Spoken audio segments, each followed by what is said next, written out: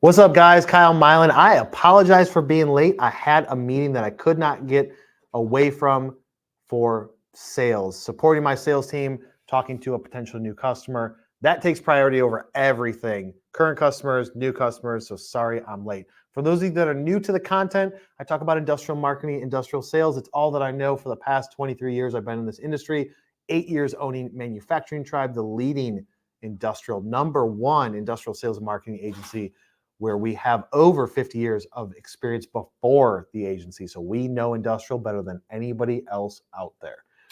So if you're new to the show, new to the content, we go live once every single week on Tuesdays at 11 o'clock to talk about marketing. The second and the fourth week of the month, we go live on Thursdays in the afternoon to talk about industrial sales.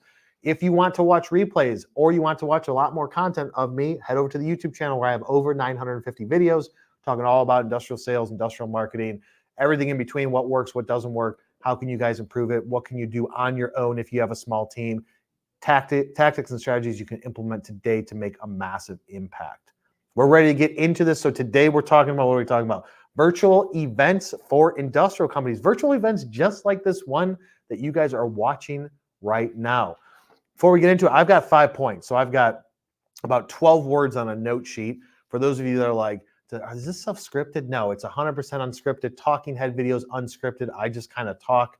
I don't know. I have the gift of gab, and sometimes I have a little bit of knowledge. So let's talk about the #1 point. Oh, this is close, boys and girls. Virtual events in industrial. There we go. Is this going to mess up everything because this is dirty? Oh, it's not too dirty. All right. So #1 with the virtual events. Let's talk about where you guys traditionally are coming from. What is it? It's webinars. How many people, put them in the comment section. If you guys have questions, put them in the comment section so we can go through them live. How many people here hit a like if you guys remember how webinars used to like dominate back in the late 2000s, early 2010s? Webinars were where it's at. Everybody was doing them. The problem was the technology back then, it wasn't really there to do it at scale. And you would work so hard to be like, we're going to do a webinar and we're going to push it out there. And we've got people that are invited and X, Y, and Z. And it worked pretty good for the time being, but nothing beat that in person. So traditionally, you guys are used to the webinar. And that's where we want to start with the mindset of like, why did you do webinars back then? What was the purpose behind a webinar? What's the purpose behind any event? What you're trying to do is educate a group of people into your products or services or technology to get them to trust your brand. And then from there, make some sort of educated decision to hire you guys, use your product, use your service. But it was all about how do you build trust? And the way you built trust back then was doing webinars or doing live demos or going to trade shows, showing your equipment. But for those people that couldn't go physically to places, they would just do webinars. But the whole purpose behind an event is to show somebody something to build that trust. That's the whole purpose of this event. I'm trying to show you and build the trust with you so you understand, okay, this guy knows what he's talking about. I should watch more of his content and implement some of his teachings. That's the whole reason behind this. So traditionally, it's been webinars when you talk about virtual, but then COVID happened. So let's go into #2, the COVID impact. People are so sick of talking about COVID, as am I. But what did COVID do for your industry, right? It turned industrial kind of on its head because most people were not used to dealing with things being virtual. Like industrial is one of the last industries that would say, yeah, you guys can work remote. You can't. You're working a machine, you're building a press, you're doing some automation, you're doing all these things. How could you possibly work remote? And then COVID changed that whole thing. And it changed the industry and probably the world forever in a couple of aspects. There's more remote workers now than there were pre-COVID. And I know there's a lot of companies that are like, dude, you need to come back. Like all the big companies have been doing it and demanding that employees come back into the office, partly probably because they have a large bill for their offices and for their rent and for their mortgage. And partly because collaboration, man. You need to come back in the office. It's easier to collaborate together as a team than it is virtually. But that COVID impact made it to where all trade shows shut down and it is all virtual. But even still, the industrial market did not respond fast enough to take advantage of those things. We had some customers that said, hey, we can't do trade shows. Trade shows are our biggest revenue generators, our biggest lead generator.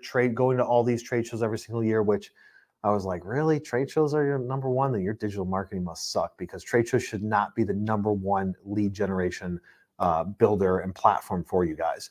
But that's where he said, we'll just do it virtually. And I'm like, what do you mean virtually? We'll just have an event, invite people to that event, go through whatever you would go through at a trade show, show them some technology, go through a pitch, show them some behind the scenes footage of what is it you guys do, how can your solution help them, ask them questions, get engagement, and just do it virtually. But it's like, where do you start with that? And how do you get into that side of things? That's where you get into number 3, the platforms. So these days, current times, this is what is working right now. The platforms are going to be LinkedIn, like you're watching right now, and I'm sure you can imagine YouTube going live, or self-hosted. What do I mean by that? So LinkedIn, you can grab anybody that you don't know personally. You don't have their contact information. You didn't market to them. Anybody can see your LinkedIn live. Anybody can see your YouTube live if you're pushing out on YouTube. But the self-hosted aspect, that's where, private Zoom meetings, or if you're using a third-party software like what we use, where you can set up an environment to say, email market it out, push it out to potential customers, talk about it at trade shows, do it through social, and say, hey guys, you want to learn about 3 things that you can do to your current food handling system, production facility, or automation line, 3 things that you can do, 5 things to look at in 2024. Today, I'm going to walk through those things. You can do that all virtually and host it in your own environment. Invite people from social and email and make phone calls and push it out there to your network and invite them to the show and interact and engage with them. They don't even have to leave the comfort of their office or their home, because they can just come in and look at you remotely and learn what they need to learn. And then from there, you know who's attending, you've got their contact information, you can see who actually showed up, you can retarget them, remarket them. That is the power of doing virtual events and do it on the platform. So YouTube and LinkedIn are going to be pulling in people that don't know about you and some people that do know about you. It should be like, I would say 60%, 65% people that don't know you, and then 35%, 40% people that do know you, because you're going to be inviting them to it. But that is the power of this. We have done it for customers, and it's produced massive results of being able to pull in their market of their followers on their company page, or taking sales and marketing people or owners or CEOs or presidents, and be able to say that you guys should come to this event and invite them, connect with them on LinkedIn and invite them to the event. The great thing about it is that there is a replay for those people that aren't going to watch it, but they say, hey, you know what? I do want to attend. There is a replay for it. And if you do it correctly, like what we've done with some clients, we're streaming it on LinkedIn, on YouTube, and you're capturing all that information to then take that piece of video content and chop it up so you can email market it. So it's a whole system of, like, the purpose of this is you want to, like, once you have the piece of content, then you can email it out to people for replay, the full replay. You can do shorts from it, right? Because you're going to try and get some sort of small content. Those shorts can go on LinkedIn and YouTube. And those of you that are like, oh, I don't know about YouTube, dude, YouTube is the number 2 search engine in the world, second to Google. So why wouldn't you want to be focusing on having a brand presence on YouTube? Now, I'm going to tell you that you're not going to get tens of thousands of subscribers that are relevant, because most people in this space, they just don't subscribe because they don't spend a ton of time on YouTube. But once you have that event, this is where it all comes from. Email stuff from that event, email the replay. You can follow up email. You can follow up to all the attendees. You can provide them with some piece of content, something that's valuable, a checklist, a document, an article, a presentation, the whole deck, whatever it is. What else can you do with it? So you can email it out. You've got shorts for it. You can post on your website. You can have a whole section that's just called live content. Like, you can have a whole page resources, live content. Like there's so much that you could do with it once you create it. And that's the key. Like this directly goes into the content creation side of things. And if you know anything about my channel or anything I talk about, it's all about producing as much quality content as possible to stand out. Look at your competitors and tell me how many of your competitors are doing LinkedIn Lives, YouTube Lives, talking about their specific service, their specific product, something that's new to them, some new technology behind the scenes, helping people out by providing value. Most of your competitors aren't doing that. And the reason why is they're like, well, what's going to come from that? I guarantee you, if done correctly, if done with an agency like ours, if done correctly, even internally, inviting people to a live, building up your audience, building up your connections, and doing it consistently every single month, you will see a massive ROI eventually to where that is going to generate a lot of opportunities for you. And it may end up being in the form of people asking questions, people bringing things up in your presentation. And you may be also thinking, but Kyle, you talk about marketing, that's a lot easier. I sell this industrial product. I have this service. What I'm going to talk about, the first thing that you can talk about, your first live ever, your first virtual event, just do it based on something that you're confident that you can talk about. So pitch your company. That's what I would say first. Hey guys, I want to just spend quick 20 minutes talking about some of the things that we're getting into in 2024 and some things that we've seen some massive success with our customers. You're an industrial automation company, you're a press builder, you're a machine shop, etc. Walk through your presentation, walk through your pitch, ask for people to ask questions, ask for people to get some sort of engagement, but just walk through it. That will make you stand out by itself. Then from there, bringing in an engineer, having them pitch some technology, bringing in somebody from ops, having them talk about something specific, having it two people in the room, just like what we're doing here. Have people do those things, record that, engage with the audience, and then you can push it out there. That's the key here. Get out of the comfort zone, create some content, do it live virtually. If you don't want to be like, dude, I don't want to go LinkedIn Live one time a month, once a week, etc. Okay, just do one event a quarter. Plan it out. It's going to be a 3-hour event, a 4-hour event. You're going to push it out on social. You're going to push it out through YouTube. You're going to push it out through email, and it's self-hosted event. So you're not live to the public. You're just live to whatever your audience is. And in this event, you're going to talk about technology trends, things that you're updating, anything like that. Maybe it's a 2-hour event. You got 5 speakers that are all going to talk for X amount of time. You lay it all out. There's Q&A in it. Maybe there's a raffle, a giveaway. You need to provide them with something in the end of value, whether it's a copy of the presentation, a guide, an ebook, something like that at the end. But just look at it and say, once a quarter, I want to do an online virtual event. And if you're going to do that, you have to push it out through channels that you know you're going to get some attention. So social, email, and your existing customers, and on the phone. That's the best way to do it organically to where you're not spending a lot of money. Next thing is going to talk about frequency. How often should we be doing this, Kyle? How often? I would say if you want to see some major improvements, do it 1x per week. Minimum, I would say 1x per month. If you're not comfortable, if you're a bigger company, you've got more structure, more organization, it takes longer to get going because you guys are slow moving, 1x per quarter. That's what I would say. And just do it a few times. Do it like 4 or 5 times and then see what type of results you get from it. That's going to be the key, is you want to test it out, but you need to test it out enough so that way you can get some actual statistical data behind it to be able to say, did this work or didn't this work? I can tell you that it has produced a tremendous amount of attention, a tremendous amount of money, opportunities, brand recognition for us. We've done it for other clients of ours that are open to it, which is not super common. A lot of industrial companies are like, no, dude, I can't go live. I can't do a webinar. What are we going to talk about? We got nothing to talk about. Nothing exciting. But what you forget is that there's stuff in your brain that you know that nobody else knows. There's technology that you know. There's things that you're taking for advantage because you're like, no, that's just like everybody does that. Or we're not really that much different than this company. Anything that it is that you guys do from a service standpoint, asking questions, getting feedback, teaching somebody something, you'd be shocked if you really strip back all of the information that you know as a salesperson or as a marketer, everything that you know and how much information is in there that people don't know about.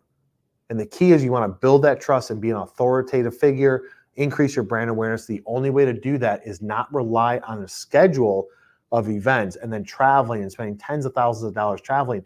Still do that if it works. And if it produces an ROI, still do that. But at a minimum in between, do these little micro events. Talk about some new upcoming thing that's going on, some new technology. You got to provide something of value. Once you do it a few times, you'll get in the hang of it and strategize about what should the topics be. List out all the topics, talk to the different departments, have a couple different people in those ideally. But if it's just you, just do it yourself.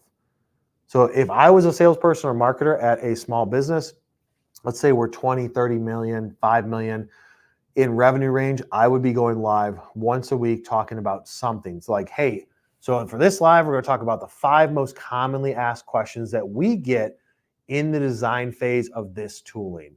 Or here's 5 questions that we get asked all the time when I'm quoting something and people have all these questions. Here's the top 5. Let's go through them. Maybe you have these issues too. It's like that. It's like that type of dialogue.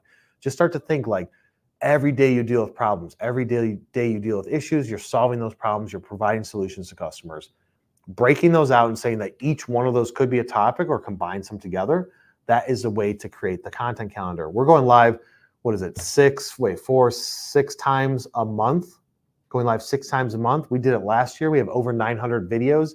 Full-length videos is probably in the couple of hundred. I feel like I'm redundant at this point talking about the same thing. And there's still things that we have not talked about. So if I'm 950 videos into the process over the past 2.5 years, I'm sure you can come up with 4 events, 4 videos, 4 topics, 4 things that you can provide value to over the next 12 months if you're doing it quarterly. At a minimum, just say, I want to do it every other month, right? Or once a quarter, once a month, just do something, try it out. As long as you push in enough effort to get awareness around it, then that is going to be able to tell you, is it going to work or isn't it? You can actually gauge activity from it. The last step is going to be looking at number 5, looking at your pipeline. And not looking at your pipeline as just money, right? Looking at your pipeline of opportunities, conversations. This should produce opportunities in your pipeline if you do it well enough and push it out there, and if you do it for a long enough time. And if you go into it from a standpoint like, look, I want to teach 5 engineers something on this event. As long as I teach 5 engineers something about what is it we do and what could help them out on their daily basis, then it's a win. If you get stuff in your pipeline as a result of that, great, chalk it up. But go into it from a standpoint, I'm trying to help educate, help save people time, help bring awareness to it. Like if I do ceiling cleaning for industrial companies, let them make them aware of some of the issues that they can run into and what type of improvements they've seen once you're done cleaning the ceiling. Some things to be preventative maintenance for ceiling clean. Hey, don't hire a ceiling cleaning company like me. Just do these 5 steps consistently throughout the year and you won't even need to hire me. Doing things like that. Design guidelines. How can we make parts lighter, faster, stronger? Of course, engineers know it, right? Especially these newbies coming out of school are like, dude, I know everything. In reality, newbies coming out of school usually don't know anything when it comes to engineering. They're taught theory and they haven't really have that much applied knowledge.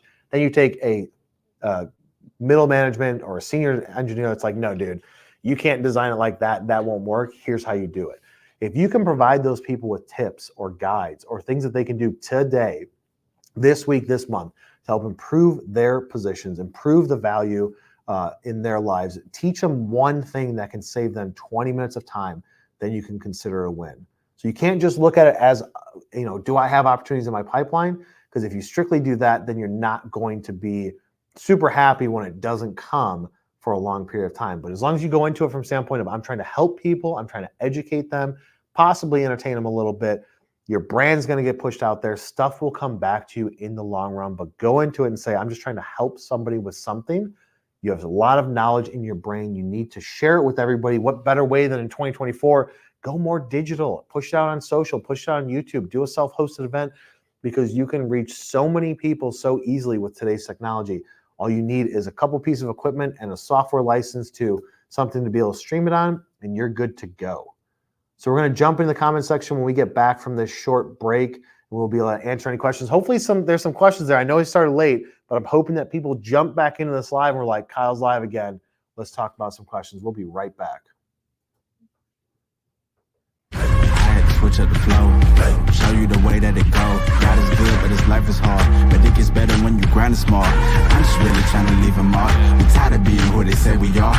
That's the become, we gon' take it far. Always be real, we don't fake it all. Tired of 9 to 5. Just make enough to survive. Only living on the weekends. You really thinking that's why I'm alive?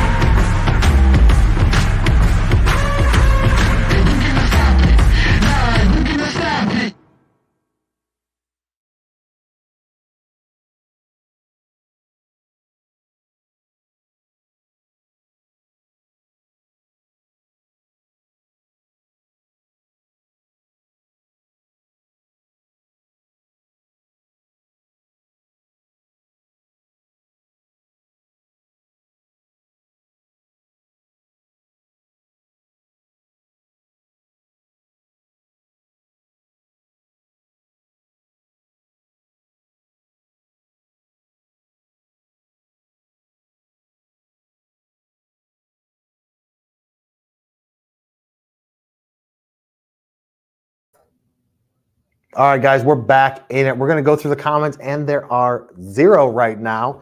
So we're going to see.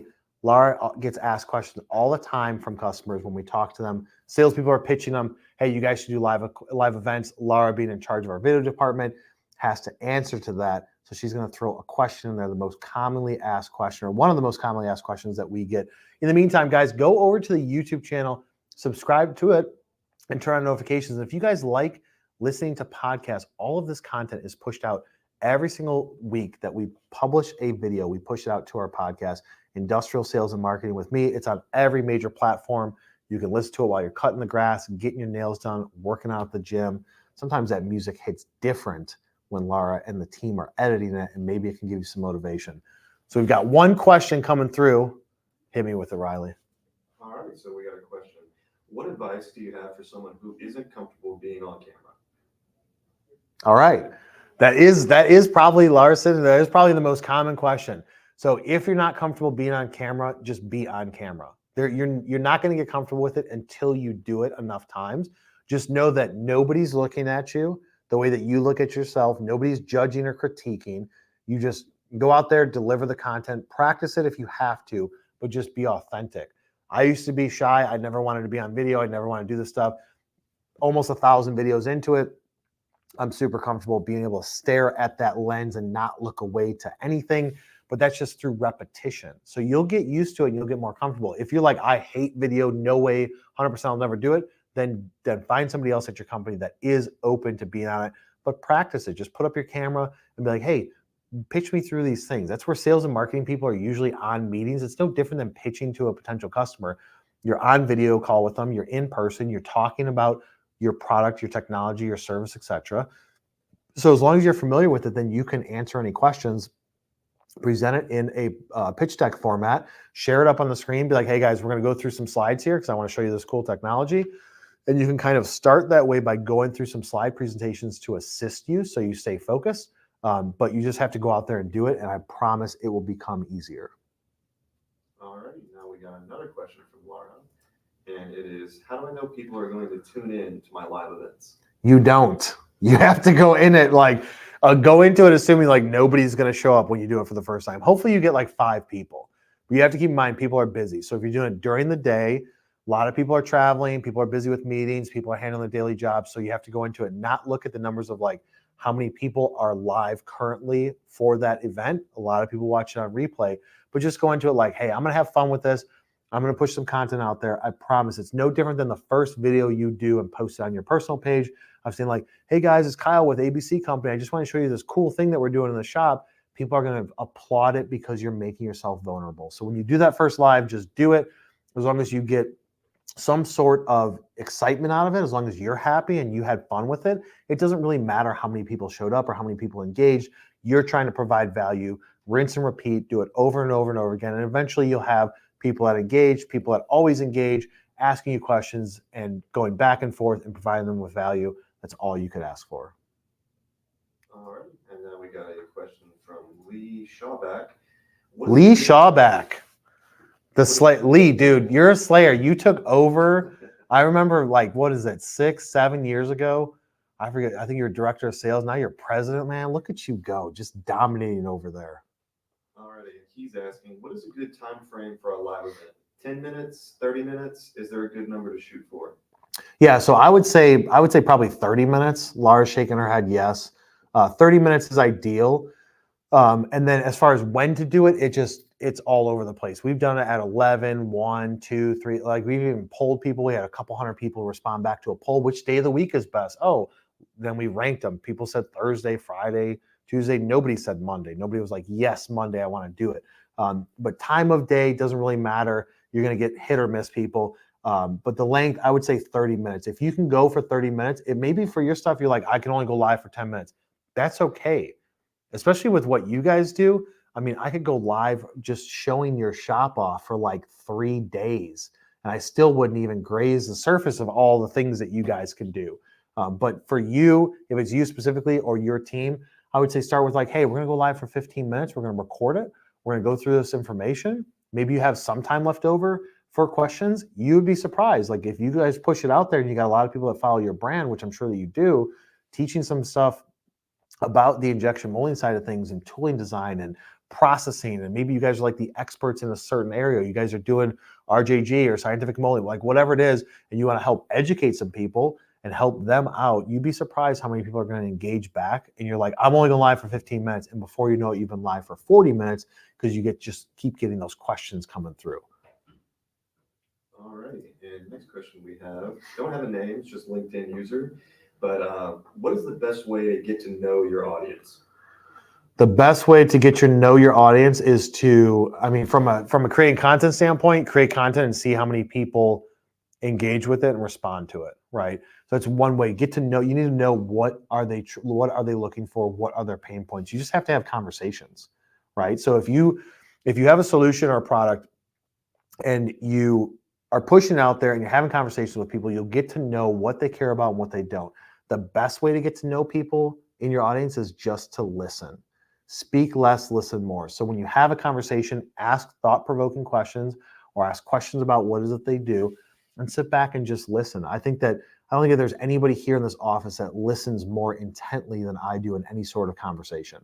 I try and speak as little as possible and listen to those responses because I then respond to what they're saying, and I'm not thinking, what am I going to say next? I'm just waiting for them to take a break in what they're saying and respond and react to what they had said. I prefer not to speak if I don't have to. But you have to, in order to understand your audience, you have to ask them questions, listen to their responses, create some content based on that, see what type of engagement. If you get people say, dude, this was great content, thank you so much for sharing, keep doing more of that. But it's like trial and error to understand what is going to hit the most, and then doing more of that every single week, every single month. All right. And it's not looking like we have any other questions at the moment. So Riley's way more professional. Laura usually goes like this. I don't know. So Riley's like, well, sir, coming from the newscast, we don't have any more questions. Love it. So any comments, Riley? People hyping it up, being like, let's go, besides me. Yeah, we got some let's goes. We got a let's go from Laura there. Yeah, let's go, Laura. Some compliments on the new lighting. Okay. And then this isn't a question, but just from another LinkedIn user saying that they're selling education products and they see a great deal of similarity in the process. Okay. Yeah, absolutely. I mean, so whenever you create any piece of content, you're trying to ideally educate and entertain. But as long as you're doing one of those two things, if you look at anybody that produces a lot of content, they're doing one of those two things. Either educating somebody or entertaining them. It's those main two things. And so if you can combine those together and do two at once, based on the person's personality or based on the setting, based on the environment, based on the lighting that we've improved, that's a way to be able to do both. But yes, there is a lot of similarities with the education market as there is, I mean, really anything. Creating content is not specific to, only this niche, only this industry. It's just you're creating content for people, and people are behind every decision, and people are your audience. So finding out what works best for that specific niche group, that's where it's somewhat trial and error. You can go into it with a decent strategy, but creative is subjective, strategies are subjective. You can say, I'm going to do it like this, and then it doesn't work. So you better be ready to shift and change focus and make those adjustments to see what does work. Is that it?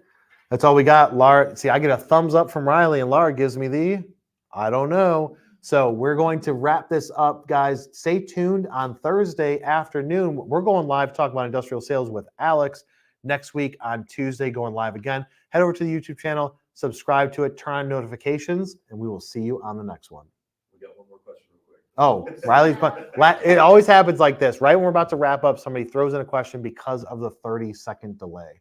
All right, so we got one from Ryan Weber. How did you realize the demand for industrial marketing information and products? How did I realize the demand? So I was in the industry for a decade, and there was nobody out there that knew what they were talking about with industrial marketing. At the time, I was very good at marketing and sales in industrial. Grew a lot of companies that I worked at significantly, and I said, you know what? There's a need out there. Everybody currently sucks, so I'm going to deliver the best solution for it. That's how I got started.